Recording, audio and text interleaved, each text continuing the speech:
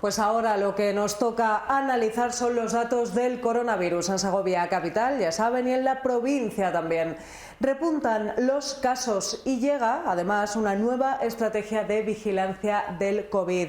La realización de test ahora se queda limitado a colectivos vulnerables. Vamos a hablar de esto y de mucho más. Lo hacemos como siempre con el director editorial de Promecal Segovia, Aurelio Martín. Buenas tardes, Aurelio. Hola, muy buenas tardes. ¿Qué tal? Bienvenido una vez más. Así es. Repuntan los casos, decíamos, de COVID tras 9 semanas seguidas de caída, desde el pasado 10 de marzo.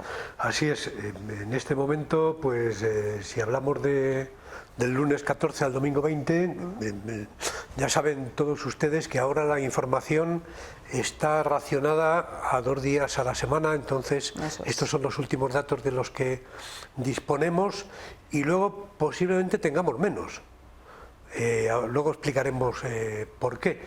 Del lunes 14 al domingo pues se notificaron 337 nuevos positivos en Segovia, más que en las 2 semanas anteriores, que fueron 316 y 219, y casi a nivel de la última de febrero, que es cuando todavía estaba alta la curva. Podríamos, si vemos alguno de los ahí está gráficos, el semáforo, lo estamos viendo ya. En el semáforo exactamente vemos que hay 390 casos a 14 días por 100.000 habitantes y 186 a 7 días, que es riesgo alto, pero hay un dato muy positivo. Vean ustedes que es en Segovia los 4 cuadros restantes son de nueva normalidad, que se llamaba, es decir, estamos en una circunstancia normal, que se corresponden con las hospitalizaciones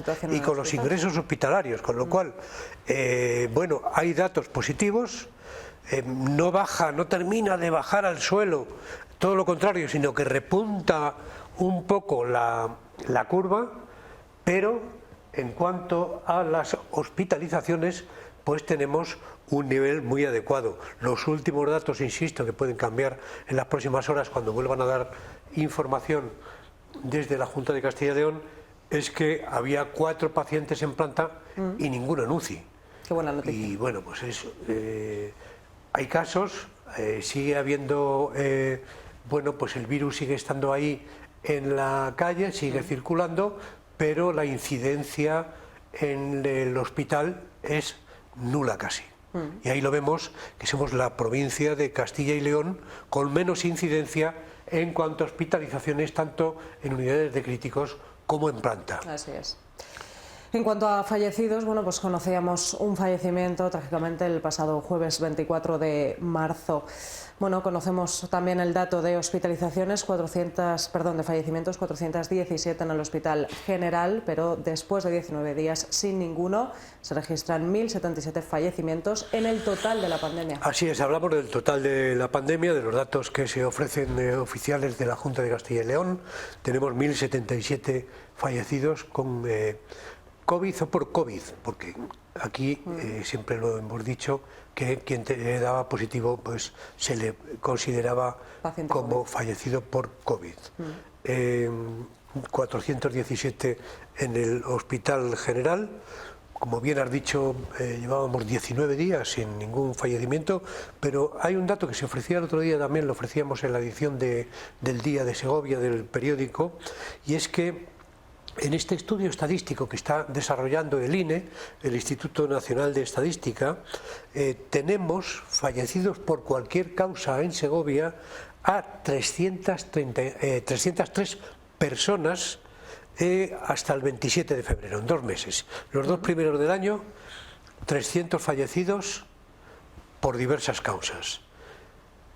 ¿Qué dice esta cifra? Pues que es la segunda cifra más baja de fallecidos en 6 años, por cualquiera de las causas. Es decir, también ha habido una gran mortalidad durante, sobre todo, la primera ola de la pandemia, personas mayores, personas quizá con otras patologías que les ha afectado también la COVID, y bueno, pues ha llegado un momento en que se ha frenado el índice de mortalidad, como lo llaman a nivel técnico los exitus, y en este momento, pues en 2 meses hemos tenido 303 fallecidos en Segovia por diferentes causas, que no es una cifra pues que no se veía, excepto en otra ocasión, en los últimos 6 años. Menos fallecidos en Segovia. En Segovia, fíjense, curioso. Vamos a echar un vistazo, Aurelio, ya que la tenemos aquí, a la curva de sí, los contagios. es muy... El gráfico es muy gráfico. Sí, desde luego, es muy, nos ilumina, ¿no? Nos arroja luz sobre lo que está ocurriendo. Hace falta muy pocas explicaciones respecto a este gráfico. ¿Por qué? Pues miren ustedes, porque vemos el pico de la pandemia, vemos cómo ha ido bajando, que no llega al suelo y que repunta un poco, muy ligeramente a 7 días, y como dice la viróloga Margarita del Val, pues posiblemente hasta que no nos infectemos todos con Omicron no bajarán las oleadas, con lo cual aconsejaba estar vacunado para que tenga menos incidencia. Por cierto, que hay 275 personas que se han puesto la primera dosis de la vacuna entre el 1 y el 17 de marzo. Ah, qué bien. Alguien que ha tomado esa decisión de vacunarse, que antes no se había vacunado, y ahora son 275 personas. Estamos en Segovia con 51% con 3 dosis, 85% con 2 y 87% con 1.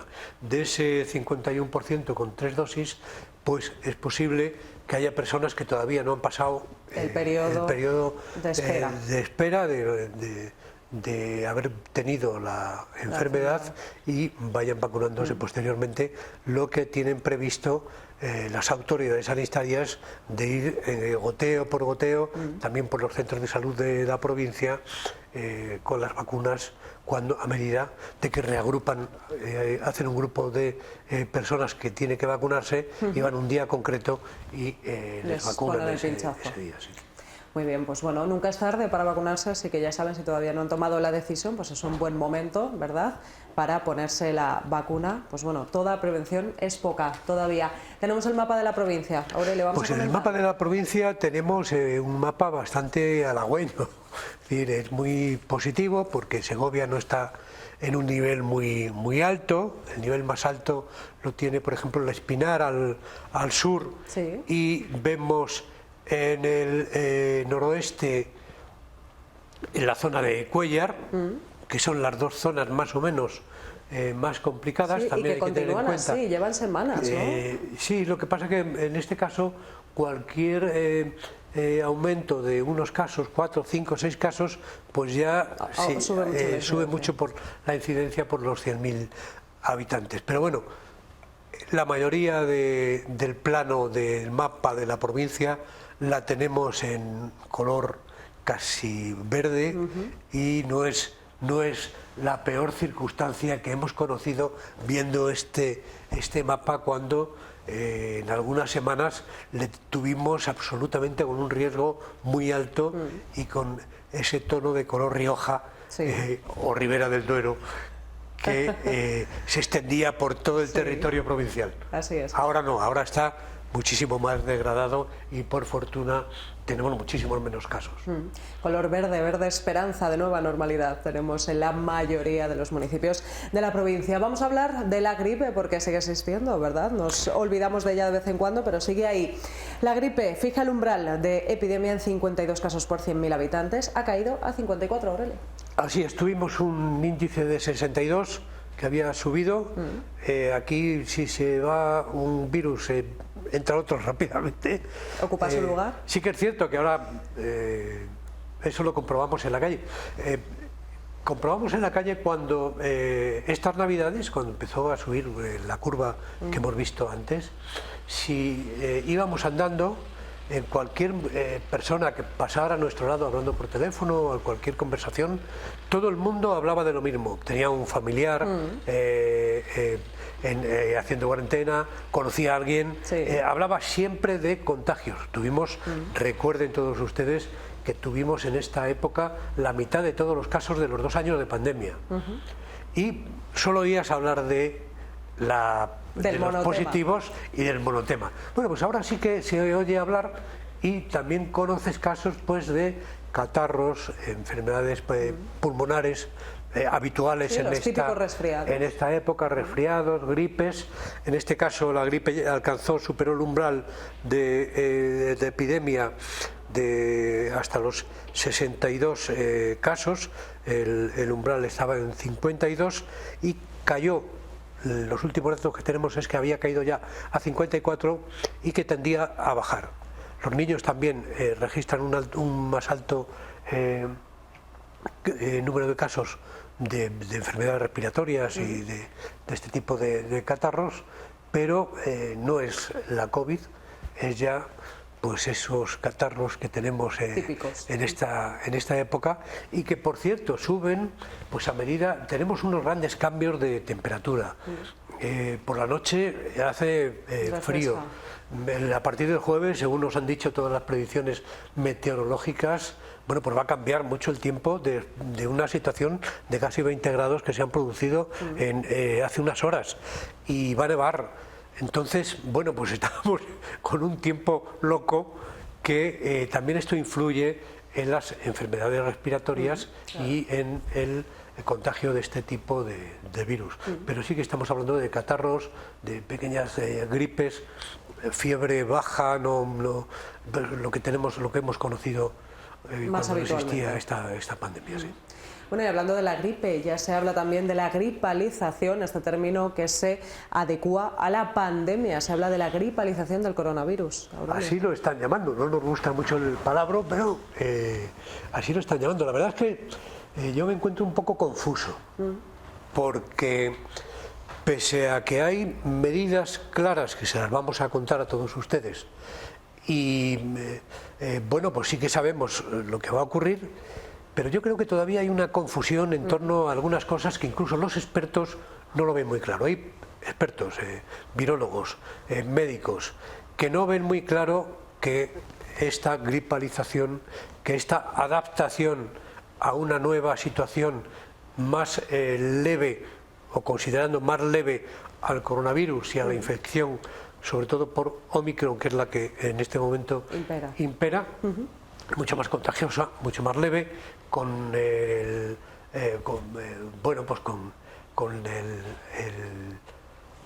la suerte que tenemos de que con la vacuna pues también ataca muchísimo menos, con lo cual, bueno, pues los hospitales ya estamos viendo cómo está la incidencia, muy baja.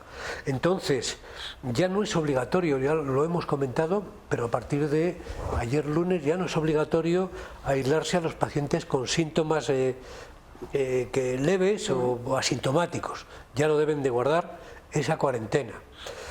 Solo es obligatorio pues aislar a pacientes con síntomas graves, aquellos que sean vulnerables, embarazadas, mayores de 60 o inmunodeprimidos. También, bueno, pues a la hora de realizar las pruebas, pues, parece ser que solo se van a expender los tests de antígenos con receta médica. Eso no lo hemos leído todavía, pero que no se van a realizar unas pruebas nada más a personas que presenten unos síntomas más graves o con más riesgos, ¿no?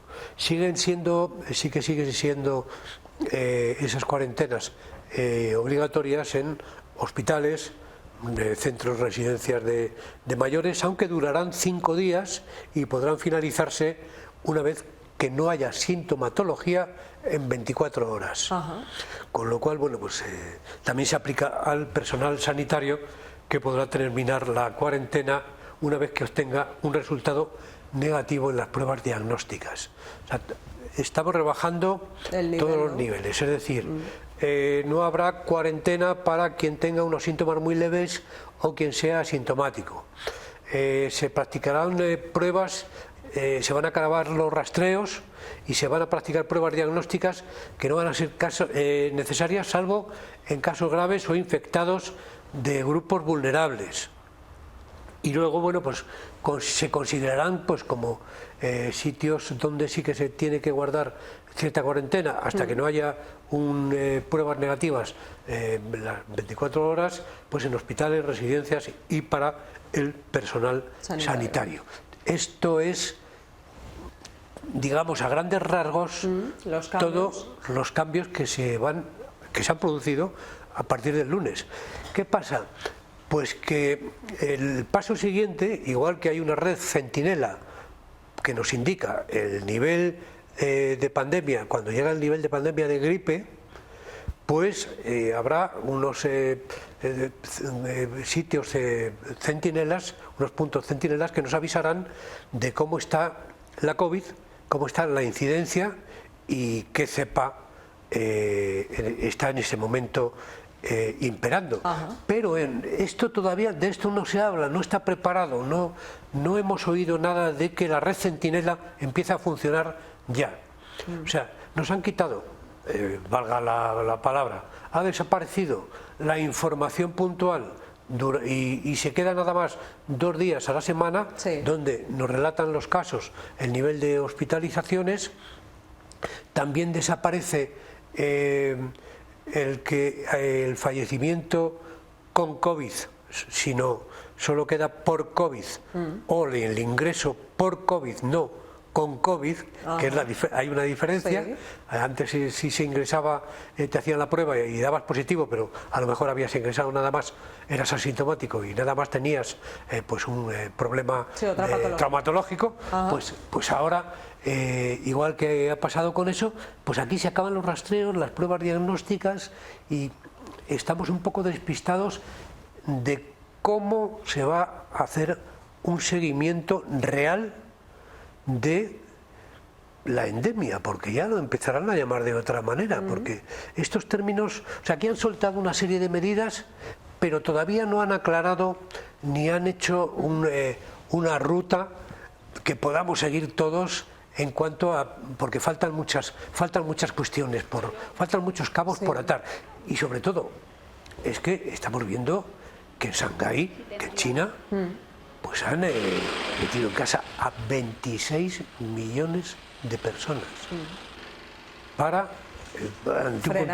ante un contagio masivo, que están, bueno, pues haciéndolo escalonadamente por barriadas y prohibiendo el tráfico en determinadas zonas, aislando determinadas zonas, pero bueno, acuérdense todos ustedes de dónde vino esta cepa tan agresiva del coronavirus, ¿no?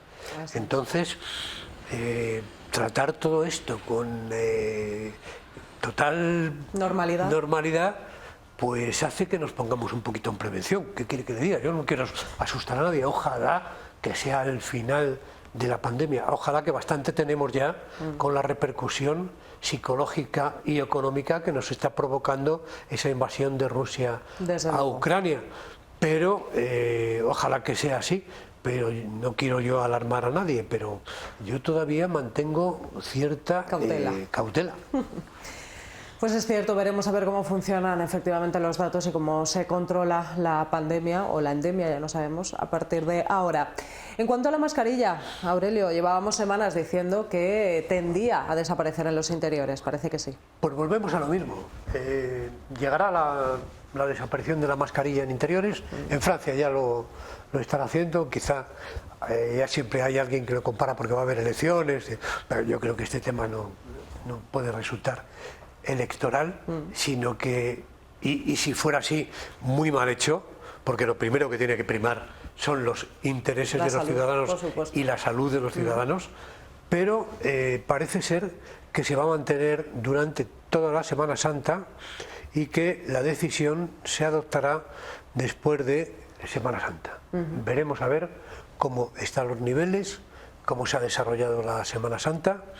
Hemos pasado toda esta ola sin ningún tipo de medida, ni de, bueno, pues como han hecho en Shanghái, efectivamente, ni cierres, ni medidas, ni restricciones, sin ningún tipo de medida restrictiva. Vamos a ver. Desde luego, sí que es cierto que en todo momento las cofradías, las feligresías están muy concienciadas de las medidas que deben de tomar en esta Semana Santa. Esperemos que también las aglomeraciones de público, pues en esas aglomeraciones, aunque sean en la calle, pues todo el mundo esté con su mascarilla. La mascarilla, si se quita, será después de Semana Santa, yo creo. No, espero que no, vamos, no sé, si cambiarán de opinión, pero lo último que circula por ahí es que será después de Semana Santa. Y sí que se mantendrá, lógicamente, pues en residencias de mayores, en hospitales, en transporte público, pues habrá que llevarla. Y ahora, pues posiblemente también se debería de llevar quien tenga una gripe o quien tenga un catarro en su centro de trabajo, pues no hay problema para que se utilice la mascarilla. Claro que sí. Porque esto es una de las grandes enseñanzas que... de la pandemia. Si hubiera algo que declarar positivo, que no hay nada, porque desgraciadamente han sufrido muchas personas. Hemos estado hablando antes de fallecidos y de casos positivos y de ingresos. Lo han sufrido muchísimas personas, pero nos han hecho aprender un poco más de lo que es un virus, de lo que es la transmisión de un virus y de las medidas que podemos y debemos tomar. Así es, veremos a ver cómo se comporta, sobre todo el virus, después de Semana Santa, y efectivamente vamos a seguir siendo prudentes de momento cuando haya aglomeraciones para disfrutar también de la Semana Santa, que hace tanto que no vemos de manera continuada en la ciudad. Pues mira, 4 años. Así es. Estábamos hablando antes con nuestra realizadora y con los compañeros de televisión de la retransmisión de actos de Semana Santa que va a celebrar esta casa y de la procesión de los pasos, que, bueno, pues profesionalmente y por un interés exclusivamente profesional, por ver cómo se trabajaba en este tipo de cuestiones, pues me encargué yo en este tiempo, pues llevamos 4 años sin una procesión completa. El primer año subieron los pasos, pero no pudieron salir por lluvia. Así es. El segundo salieron algunos, otros no, por respeto a la protección del patrimonio histórico-artístico de las tallas, pues decidieron no salir, y luego ha habido 2 años que por la pandemia no se ha salido. El presidente de la Junta de Cofradías no ha podido estrenarse, es verdad. Lo comenta como anécdota, que no ha podido estrenarse en una procesión. Vamos a ver si este año nos acompaña el tiempo y podemos relatarles, como otros acontecimientos de la Semana Santa, podemos relatarles y retransmitirles en directo la procesión de los pasos, que bueno, está declarada de interés turístico nacional, que moviliza a más de 4.000 personas, feligreses y penitentes, cofrades, y que además pues tiene tallas de una gran valía, desde la tallas que cumplen 75 años, como las de Aniceto Marinas, el escultor segoviano, hasta la más antigua, que es románica, del siglo XII, del Cristo articulado de los Gascones, y otros Cristos, el Cristo de Gregorio Fernández, de la catedral. Joyas. En fin, hay verdaderas joyas, hay una gran devoción y es una tradición que yo creo que no debemos olvidar, y ahí estaremos con nuestras cámaras siempre que sea posible, que el tiempo no lo impida, porque de momento es cierto que desde el punto de vista sanitario se va a autorizar la celebración de la Semana Santa. Así es, pues la pandemia de momento nos lo permite, esperemos que el tiempo también. Aurelio, muchísimas gracias, como siempre. Pues nada, gracias a ti y gracias a todos ustedes. Muy buenas tardes. Sí. Nos vemos la próxima semana a ver qué ocurre con esos datos. Nos vamos a publicidad, continuamos en 5 minutos.